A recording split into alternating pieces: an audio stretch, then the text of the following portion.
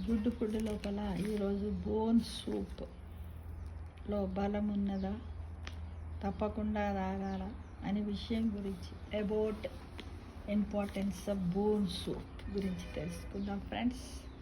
ఇది నాన్ వెజిటేరియన్స్కి చేసుకుంటారు కదా బోన్ సూప్స్. అంతే ప్రమాదాల్లో ఎముకలు విరిగినప్పుడు బోన్ సూప్ తాగితే విరిగిన ఎముకలు త్వరగా అతుక్కుంటాయని డాక్టర్లు మనకు చెబుతూ ఉంటారు.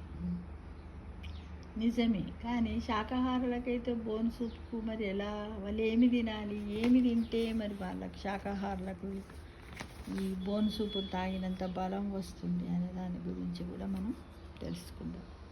ఎముకలు విరిగినప్పుడు అవి అతుక్కోవడానికి పట్టే సమయాన్ని తగ్గించడానికి బోన్ సూపు కొంత ఉపయోగపడుతుంది. బోన్ సూపులో ప్రోటీన్స్, కాల్షియం లభిస్తాయి. వీటితో పాటు కొల్లాజన్, హైడ్రోనిక్ యాసిడ్, గ్లూకోసమిన్ మొదలైన పదార్థాలు కూడా బోన్ సూపులో చాలా ఎక్కువగా పుష్కలంగా ఉంటాయి. ఇవన్నీ విరిగిన ఎముకలు తిరిగి అతుక్కునేందుకు సహాయపడతాయి. కానీ మరి బోన్ సూపు తీసుకోలేని వారు అంటే శాకాహారులు, మరి వాళ్ళ ఆహారంలో కొన్ని రకాల పోషకాలను తప్పనిసరిగా ఉండేలా చూసుకోవాలి. ఏంటంటే వాళ్ళు ప్రతి పూట తీసుకునే ఆహారంలో ప్రోటీన్ తప్పనిసరిగా ఉండాలి.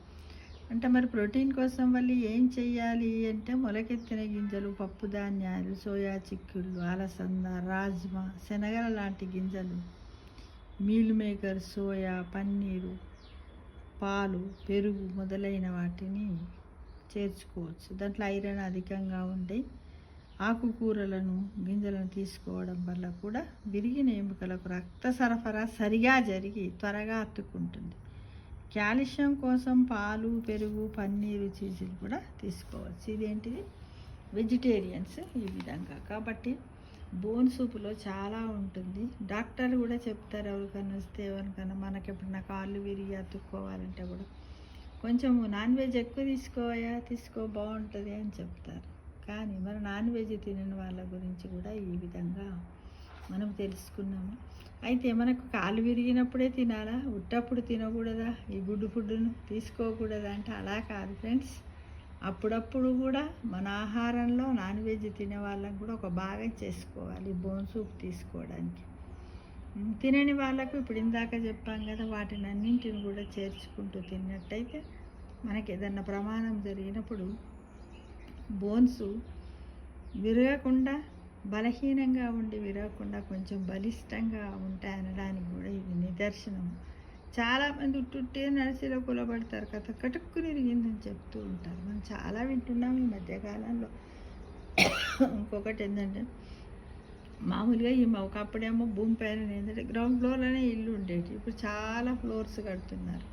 అపార్ట్మెంట్లలోనే కానివ్వండి, సొంత ఇంట్లోనే కానివ్వండి, డూప్లెక్స్లే కానీ, వాళ్ళు కూడా ఇలా మెట్టు మీద నుంచి మెట్టుకు పైకి కాలు పెట్టగా చిటుక్కున ఇలా అనిపోయి అక్కడ ఉన్నటువంటి నర్వు, మజిలు, ఇలా బోన్స్ చిన్న చిన్నవి కూడా విరుగుతున్నాయనే విషయం కూడా చాలా మంది మన ఫ్రెండ్స్ దగ్గర అక్కడ ఇక్కడ వింటూనే ఉన్నాము.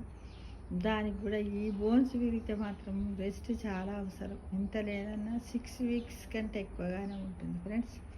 అలాంటి పరిస్థితులు రాకుండా, బాధపడకుండా ఉండాలంటే మనం ఏం చేయాలి, ప్రతిరోజు ఆహారం లోపల ఇవన్నీ చేసుకోవాలి. అంటే మనం ప్రతిరోజు నాన్ వెజ్ తినలేం కదా. కాబట్టి నాన్ వెజ్ తినేవాళ్ళు నాన్ వెజ్ తినడానికి అప్పుడప్పుడు బోన్ సూప్ తాగండి. ఆ తినేవాళ్ళు కూడా అప్పుడప్పుడు ఈ నాన్ వెజ్ తినకుండా ఉన్న వాళ్ళు, శాకాహారులు ఏవైతే అవి కూడా మనం అందరూ తీసుకోవడానికి ప్రయత్నం చేయాలి.